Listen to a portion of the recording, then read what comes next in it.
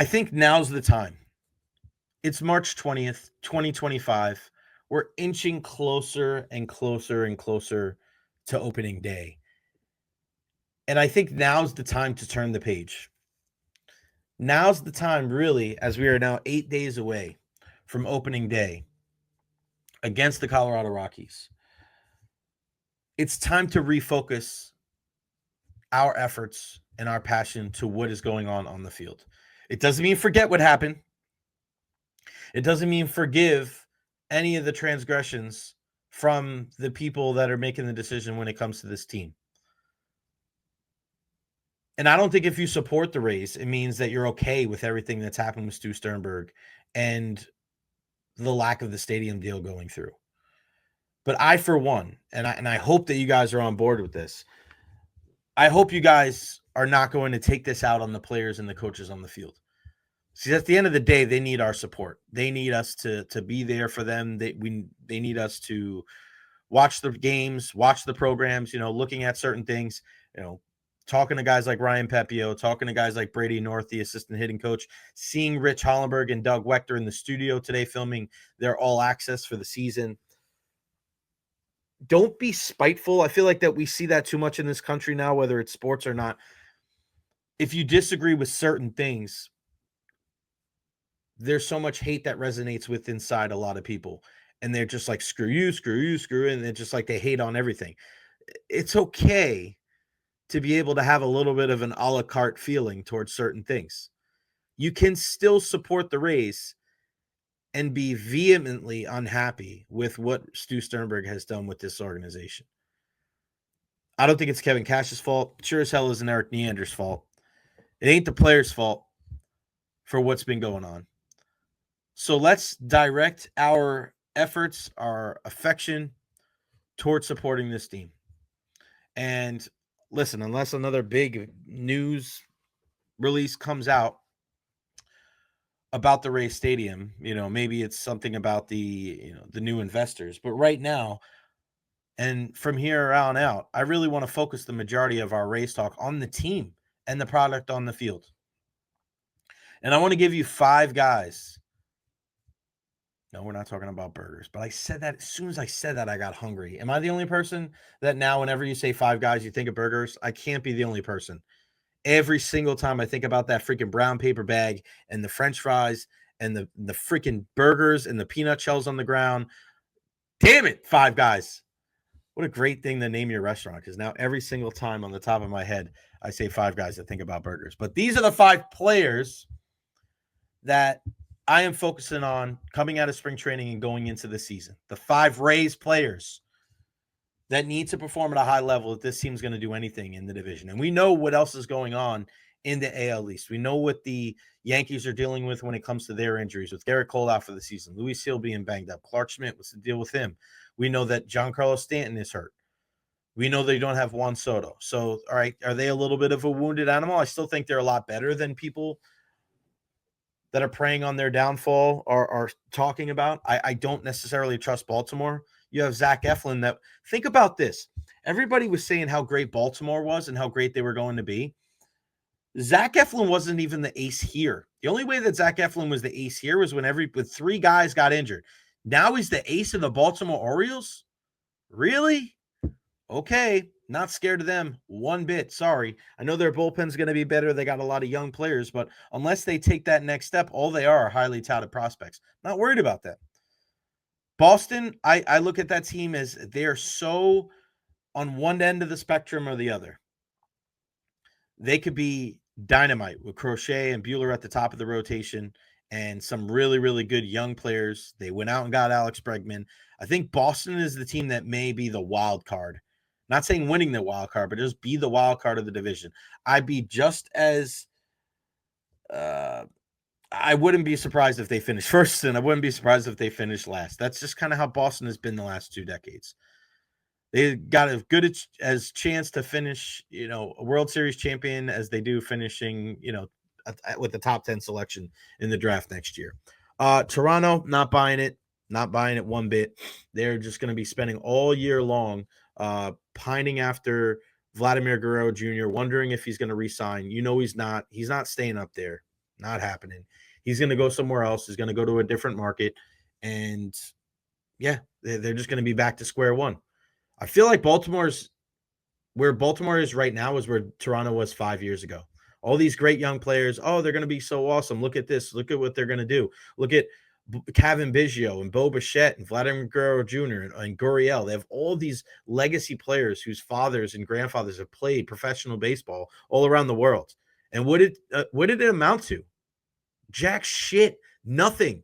Toronto did nothing. They didn't go to one World Series with this core, and they're going to lose these guys. And if I'm Baltimore, and if I'm a Baltimore fan, I'm thinking about the same thing. I'm looking at my young players as, yeah, prospects are great, but if you don't develop them and you don't put good pitching and good defense and good coaches around them and don't make good moves in the offseason at the trade deadline, it doesn't mean anything. The Rays are still going to compete and go deeper than you. The Yankees are still going to be there. Like, it's just, baseball's funny. Your prospect is a great word that turns into a crappy word fast. And all of a sudden, those guys are getting closer to 30, and then that's it. Baltimore has to be very wary about that. No doubt about it. And then it comes to the Rays. These are the 5 guys that I look at for this team coming out of spring training. And it starts with number 1, Junior Caminero. This guy has the potential to be one of the best players in baseball. Potential. There's that word. Another scary word.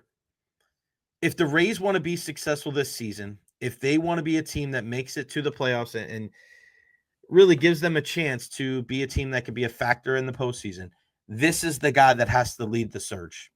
Is that a lot to ask from a young kid? Yeah. Of course it is. But he's going to be on the front page of a lot of these, things that come out. There's going to be a lot of pictures. He's going to be on social media. We saw what he did in winter ball. And we had Mark Topkin on yesterday speaking about how Albert Pujols just continued to heap praise on Junior Caminero. You saw when he hit that deep home run to center field, the high bat flip, everybody down there saying how great this kid was going to be. That's fine. But now you got to do it over a 162 game season when you're smack dab in the middle of this lineup and pitchers know that you're the guy. You're the straw that's going to stir the drink when it comes to this Rays lineup. If Tampa Bay is going to do anything this year, and I know you can say this about pretty much any club, but for a team like the Rays that aren't going to be able to have multiple guys inside the lineup that make 20, 25, $30 million, your best players have to be the best players. They have to be at their best for the majority of the regular season. And it starts with Junior Caminero. And there's such a trickle-down effect with his production and his ability that if he plays well, I think you'll see other guys in the lineup really raise the level of their game. And we'll talk about a couple of them here. But he is a dude that can really set the tone for how people view this lineup. If he starts slow, this team could be in trouble. And we saw it last year. We saw it last year with Yandy Diaz and Randy Arozarena. My dad was asking me about Randy Arozarena yesterday. He goes, I can't believe the Rays got rid of him. Because for the majority of baseball fans around the country, the lasting impression of Randy Arozarena is what he was able to do in the 2020 postseason, where he was putting up numbers that were comparable to Babe Ruth, not Manny Ramirez, not Derek Jeter or Bernie Williams, not any of these guys that have long-term postseason success, Dustin Pedroia, Mookie Betts, all these guys. No, Babe Ruth, 100 years ago. That's what Randy Arozarena was doing. But he never got back to that kind of lofty expectation that a lot of people thought after that playoff run. And you saw at the beginning of last season how poor Randy and Yandy were. Not good enough. And for a team dealing with injuries, for a team that lacked a lot of other offensive weapons, they were unable to compete and stay in the hunt. They were right around 500. They'd get closer. They'd go on a little bit of a run. Then they lose a couple. It was such a back and forth start and stop season in 2024. But you remember a couple of years ago when they were, 13-0? You remember Wander Franco and Yandy Diaz and Randy Arozarena and all those good players, all their top players rising to the occasion, putting the team on their back. It was almost a different guy every night coming up with the big hit. But it starts at the top. Your best players, the cream has to rise to the top. I don't care how old he is. It's not going to matter. Junior Caminero is going to be penciled in every single day at the hot corner at third base, every single day in the middle of that lineup. If he starts slow, the Rays offense is going to struggle. That's all it is. My number 2 player to watch coming out of spring training is Shane McClanahan, the ace for this team. So terrible to not see him on the bump last year for Tampa Bay. And I got a chance to talk to him last summer or before last season. And he really wanted to come back, and it just didn't make sense. So he's back, toeing the rubber. He's going to get that start 8 days from now. He'll be the first guy trying to lead the Rays to a victory. Now, his importance is slightly different than a guy like Junior Caminero. If Junior doesn't perform well or he gets banged up, right, it's a precipitous drop-off and your depth gets crushed. His is slightly different. When I say his, I say Shane McClanahan, because we know that there's 6 starters for 5 spots for this team. But for Shane McClanahan, being a true ace, this isn't a de facto ace. This isn't we just call him the ace because he's the first guy in the rotation. This isn't an ace because you hope that he's an ace or because he's trying to fulfill a high draft status. No, this is a guy that started the freaking All-Star game. This guy is legit. He's one of the best pitchers in all of baseball. So for Shane McClanahan to take the ball every 5 days is a huge plant your flag in the ground. We are here with one of the best pitchers in baseball. Good luck trying to even touch the ball when he's on the mound. There has to be a bulldog mentality from the starting staff. There has to be that mindset that they're going to go deep into ball games. I don't want to see the 5 and dive this year. You have enough starters to go out there and to go through the rotation a couple of times, especially with Shane McClanahan. I don't care if it's 4th time through the lineup. I don't care how good your bullpen is. And there's going to be good bullpen guys, and I understand that. But even at pitch 90, I trust a guy like Shane McClanahan. His performance is pivotal and crucial to the team's success this year. Back on the offensive side for number 3, Josh Lowe. Josh Lowe is one of those guys where going into last season, I don't want to hear any more about the potential of Josh Lowe. I don't want to hear any more about he could do this or if he could only do this. He's just got to do it. Just go out there and do it. This isn't a Joe Tryon-Shoyinka situation where he's never shown it. Yes, I get it. He's shown it a little bit, but he's got to stay healthy. And when he's not healthy and he misses some time, he's got to be able to come back and get right back to it. Too many times in sports, we give guys I don't want to say a pass, but we're okay with him not performing to a level because he's dealt with injuries. I understand that's part of the game, but you got to be able to bounce back. You got to be able to get in there and contribute to the offense and contribute to the winning in different ways. And that's what Josh can do. Not just hitting home runs. He can steal bases. He can play good defense. He can put the ball in play. He really is a 5-tool player. I don't want to hear anything more about the potential of a Josh Lowe this year. I just want to see him play. I want to see him play for 140 games. I want to see him bat near 280, 290. I want at least 20 home runs, at least 85 RBIs, 25 steals. I want a guy that's a pain in the ass to go against if you're a pitcher. A guy that not only can pull the baseball, but go the other way. When Josh Lowe is at his best, there's no pitcher that can get him out because he does a great job of changing his approach. Early in the count, he's hunting.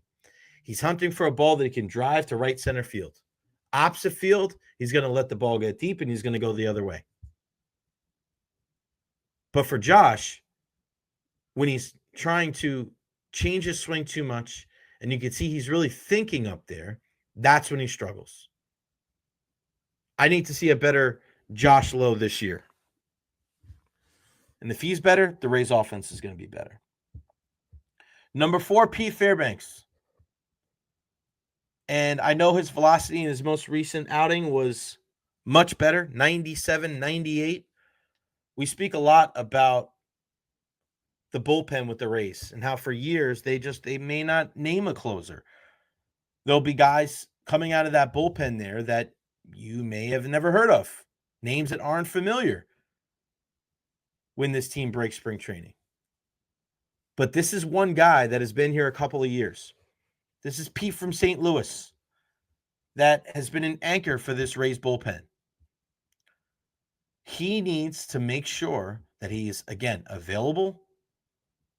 He's keeping the pitch count down because I'm not worried about the off the field type of stuff. This is one of the best leaders on the team. This is one of those guys that's going to be able to carry himself like a professional every single day. But you need to see a good start. A good start for the Rays in every facet of the game is going to be so pivotal to their success, more them than anybody else. And we have evidence. We've seen it the last couple of years. No messing around with Pete Fairbanks. I don't want to see an over-reliance on the off-speed. I don't want to see him throwing a bunch of sliders. He is a big dude that throws the ball hard as hell. By the time his front foot lands, it seems like he is right on top of the batter. If I see Pete Fairbanks throwing a bunch of sliders early on in the season, I'm going to lose my freaking mind. Throw the gas, man. Make him prove that they can hit it. Then if the guy's on the fastball, then you adjust. Then you throw some of the off-speed pitches. But that closer role, it's his. It is his. Go do your thing. Go be one of the best closers in baseball. How about a couple of all-stars for the Rays this year? I know a lot of times it's a popularity contest, but say Fairbanks has 15 to 20 saves in the first half. Let's say Caminero really is that guy. Let's say Josh Lowe comes up and Shane McClanahan balls out. Why can't this team have 3 or 4 all-stars? Number 5, Yandy Diaz. I know he signed this, this new extension. He is the table setter and the tone setter for this lineup and maybe this entire team. We all know that there was no love lost between Yandy Diaz and Randy Arozarena. And we know about the, little scrap outside of the Trop years ago, involving their wives, blah, blah, blah. And you also saw the article that Mark Topkin wrote a couple of weeks ago in the Tampa Bay Times about, this team focusing more on the team as a whole.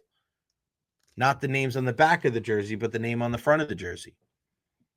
We can read between the lines a little bit and have an idea that they probably were talking about Jose Siri and Randy Arozarena, right?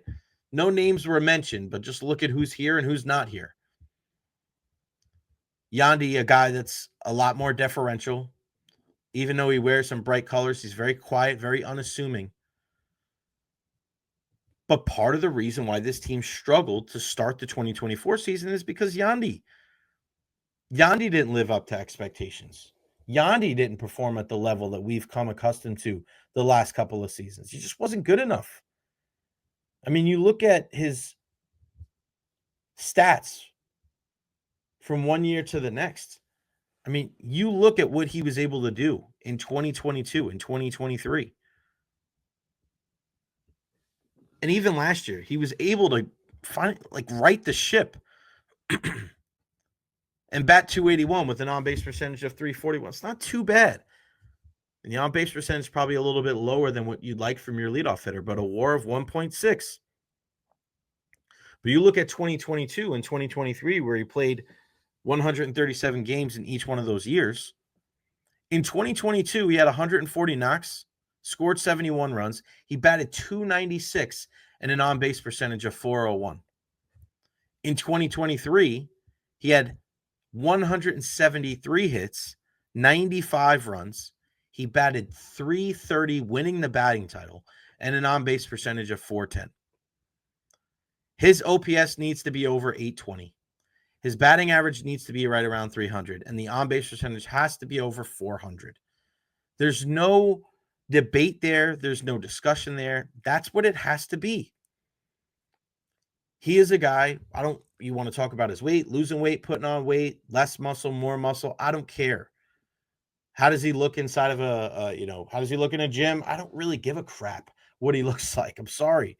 That kind of shit doesn't matter to me. There was such a big discussion going into last season about how Yandy lost weight and Randy put on more muscle. And I made this comment on WDAE at the time.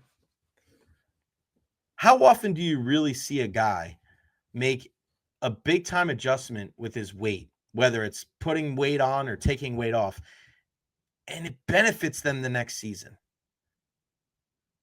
If anything, you're going to see a guy maybe grow and develop as a youngster, right? He's a young guy, he's scrawny, he's small. You don't really see, well, you just kind of see that natural regression as the guys get older and he puts more muscle on. You get that. But guys in the middle of their career, if you see things like that, it never really works out, because you see what happened last year with Yandy Diaz, where it was clearly not solid, clearly not good. He did not get on base. He did not set the table for this Rays lineup. And then for Randy Arozarena, great, you have all these big muscles. You're trying to be a 30 home run, 100 RBI guys, and you're not doing it. You didn't do it. The production was way down. And that's why when the Rays moved on from him, it was more of a sentimental thing than actually a statistical thing. Were they able to replace that? Maybe. Maybe, but it wasn't like they were missing on-field production because those guys didn't step up to the plate and come up when the team needed them. So those are my 5 guys that I'm looking at. Junior Caminero, Shane McClanahan, Josh Lowe, Pete Fairbanks, and Yandy Diaz. Those are the 5 players where I think your success, you can directly correlate to the production of those 5 players. And I know that there's going to be importance laid on the other starters, some of the middle relievers, what Brandon Lau does, an opportunity for Johnny DeLuca to start every day in center field, what happens with Christopher Morel. But if Christopher Morel doesn't play good, I mean, it's not anything different than what we saw last year, unfortunately. He is a guy that needs to play better. Traded away Isaac Paredes. Isaac was good for the Rays, man. He really was. You traded him away for a guy in Christopher Morel. And yeah, he hit that home run first game, but after that, left a lot to be desired. Is he really part of this team's plans going forward? Maybe. But it's not a surefire thing. I don't think the team's success this year really is dependent on what Christopher Morel does. Especially when you know what's waiting in the wings with Chandler Simpson and Carson Williams and Trey Morgan and a lot of these other guys, who the majority of them have gotten sent down. A lot of these young guys, as we get closer and closer to opening day on the 28th, these guys are getting sent down. They're going to prepare to get their season started at AAA in Durham. And if things go the right way, then maybe you'll see them up here at some point. I hope so. I really do. I hope that the Rays look at a situation almost like we see with the Lightning, how they go for it, how Jason Light goes for it. Because for the Rays and all the success that they've had with some of these young players, or at least having all these prospects, you want to see them perform big time with the big club. That to me is going to be something to be cognizant of as we get closer and closer to opening day. My guy Joey's working on getting here with me. Joey, I think if you're on, if you can hear me, if you're on Wi-Fi, take Wi-Fi off. I think that might be it, buddy. That might be the only issue. Watch out for the Aussie me, David Terry says. Yes, that could be another guy. When you look at Curtis Mead and what he was able to do in spring training so far, I mean, is Eloy Jimenez a part of this team going forward? Those 2 guys might be battling for a roster spot. What happens with Jonathan Aranda?